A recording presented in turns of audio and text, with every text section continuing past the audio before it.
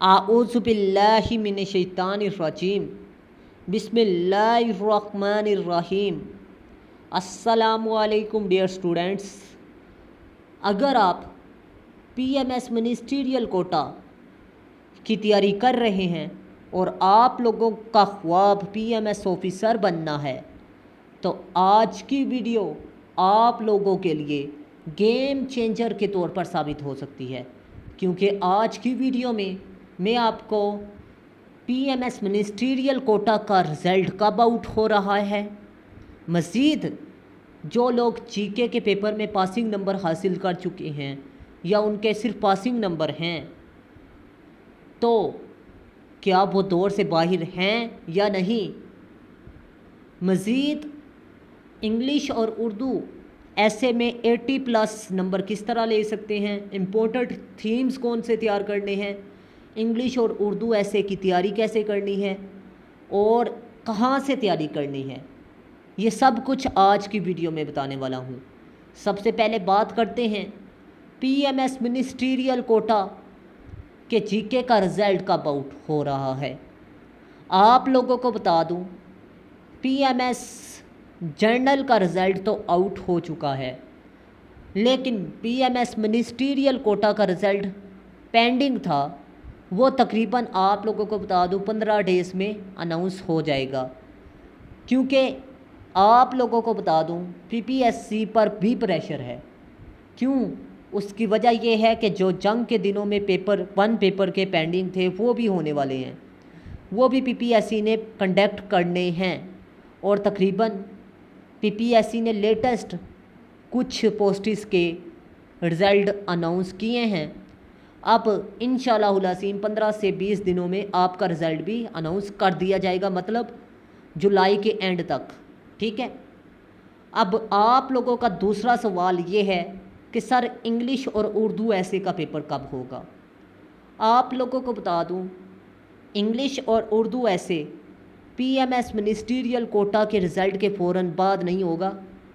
PPSC जब भी result announce करेगा स्केजुअल यानी प्लानर अपना बताएगा, और प्लानर पेपर के 15 दिन पहले ही पीपीएससी बता देता है कि मैं ये पेपर कंडक्ट करने जा रहा हूँ, 15 से 10 दिन, ठीक है। ये पीपीएससी का कानून है।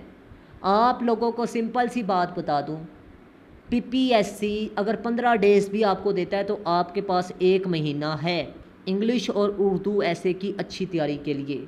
मैं समझता हूँ कि इससे ज़्यादा वक्त देना इंग्लिश ऐसे को एक किस्म की बेवकूफ़ी भी हो सकती है या एक किस्म की अवर तैयारी भी हो सकती है, क्योंकि ज़्यादा आप फैक्ट्स एंड फिगर और कोटेशन जब ऐड करते हैं ना वो फिर भी फेल कर देता है, क्योंकि उसको ऐसे चाहिए, उसको ये फैक्ट्स एंड फिगर और कोटेशन नहीं चाहिए, ठीक है, ये याद रखिएगा।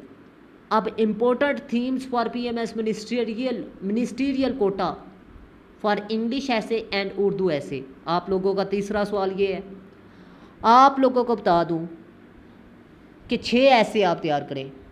एक ऐसे है जी, आप लोगों को बता दूं एजुकेशन के थीम पर आपने लाजमी तैयार करना है, क्योंकि एजुकेशन के थीम पर ऐसे हर साल पूछता है। एजुकेशन वुमेन के ऐसे पर हर साल ऐसे पूछता है। डेमोक्रेसी इस पर भी हर साल पूछता है, ठीक है। सोशल इवल्स पर भी लाजमी पूछता है, करंट अफेयर्स पर भी लाजमी पूछता है, साइंस के मसाइल पर भी। और आप लोगों को बता दूं डिस्क्रिप्टिव टाइप ऑफ इंग्लिश ऐसे आपने लिखनी है, ना तो आर्ग्यूमेंटेटिव ऐसे लिखना है, ना आपने लिटरेरी ऐसे लिखना है। आर्ग्यूमेंटेटिव ऐसे में आपका नज़रिया और एग्जामिनर का नज़रिया मैच नहीं होता तो वो आपको फेल करता है। लिटरेरी ऐसे में आपके पास इंग्लिश लिटरेचर या उर्दू लिटरेचर के बारे में नॉलेज होना ज़रूरी है, वो भी ऐसे आप नहीं लिख सकते, ठीक है। तो आप लोगों ने डिस्क्रिप्टिव ऐसे लिखना है, क्योंकि डिस्क्रिप्टिव ऐसे मसाइल पर होता है और तकरीबन हर साल डिस्क्रिप्टिव टाइप ऑफ ऐसे इंग्लिश ऐसे में लाजमी पूछता है, चाहे वो सीएसएस का, चाहे वो पीएमएस का, जितने भी ऐसे हैं वो डिस्क्रिप्टिव ऐसे पर पूछता है, ठीक है। एक लाजमी पूछता है, एक वो आर्ग्यूमेंटेटिव या एक लिटरेरी डालता है, बाकी आप लोगों को बता दूं 3 डिस्क्रिप्टिव ही होंगे। आप लोगों ने डिस्क्रिप्टिव टाइप ऑफ इंग्लिश ऐसे लिखना है, क्योंकि डिस्क्रिप्टिव ऐसे जब भी आ जाए आप लोगों को पता है कि उसमें मसला डिस्कस किया जा रहा है, तो आप लोगों ने उसने पूछे हैं या नहीं पूछे, लेकिन 3 डिमेंशंस आपने लिखनी होती हैं, negative effects, causes and solutions. तो मैंने थीम वाइज ऐसे कॉजेज़ लिखे हैं जो जिस भी एंगल से पूछेगा आप लोगों ने वो थीम वाल जो मैंने आइडियाज़ नेगेटिव इफ़ेक्ट में 3 लिखे हैं, आपने 2 उठा के उनमें से लिखने हैं बॉडी में। जो कॉजेज़ मैंने 3 लिखे हैं थीम वाइज, वो जिस भी एंगल से पूछेगा वो रेलिवेंट होगा। सॉल्यूशंस मैंने 3 लिखे हैं, वो जिस भी एंगल से पूछेगा वो रेलिवेंट होगा। ठीक है, मतलब ये है कि अब बॉडी में ये चीज़ें आपने लिखी, अब इन्हीं के मुताबिक आपने आउटलाइन, इन्हीं के मुताबिक इंट्रोडक्शन, इन्हीं के मुताबिक आपने कंक्लूजन लिखना होता है, क्योंकि आउटलाइन और इंट्रोडक्शन समरी वाइज होती है, मतलब ऐसे की समरी होती है, लेकिन कंक्लूजन में आपने पूर्ण उम्मीदी के साथ एंड करना होता है डिस्क्रिप्टिव ऐसे में। अब होता यह है कि स्टूडेंट कहता है जी मैं डिस्क्रिप्टिव ऐसे या तो कर लूँ टू द पॉइंट में से, क्यों? क्योंकि वो 25 नंबर का 25 नंबर का टू द पॉइंट में से हो जाएगा solve. It is wrong way. अगर आप CSS की बुक में से तैयारी करेंगे तो वो फिर भी फेल कर देगा, क्योंकि CSS की बुक जो सी है आप लोगों को बता दूं उसमें इंट्रोडक्शन जो सा है वो 250 अल्फाज का है। आपने इंट्रोडक्शन PMS मिनिस्ट्रियल कोटा के अंदर सिर्फ और सिर्फ 50 से 70 अल्फाज पर लिखने हैं, और कंक्लूजन की भी लेंथ इतनी होनी चाहिए। ठीक है, तो आप लोगों को बता दूं कि इंग्लिश ऐसे आपने टू द पॉइंट में से बेशक कर लिया इंट्रोडक्शन या कंक्लूजन, लेकिन वो समरी की सूरत में नहीं है, कंक्लूजन भी समरी की सूरत में नहीं है, पैराग्राफ स्ट्रक्चर के मुताबिक नहीं है।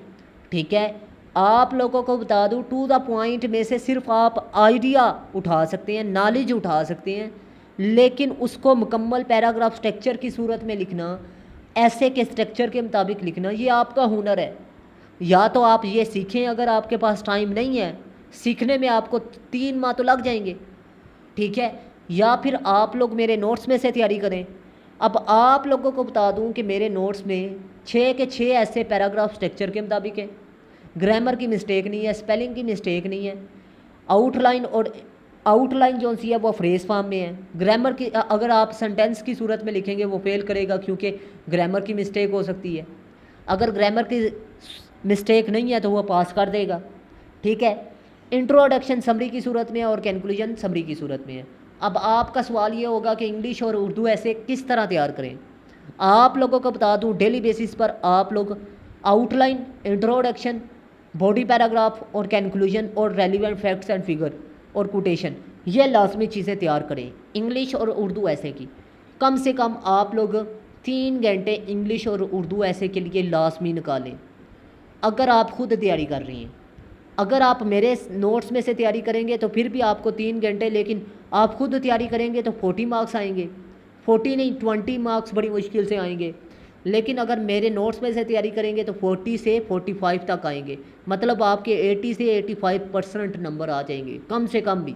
अगर आपकी राइटिंग बुरी है, अगर अच्छी है तो फिर आपके मुकम्मल नंबर आ सकते हैं, लेकिन शर्त ये है कि आपने डेली बेसिस पर मुझे लेसन लिख कर चेक करवाना है।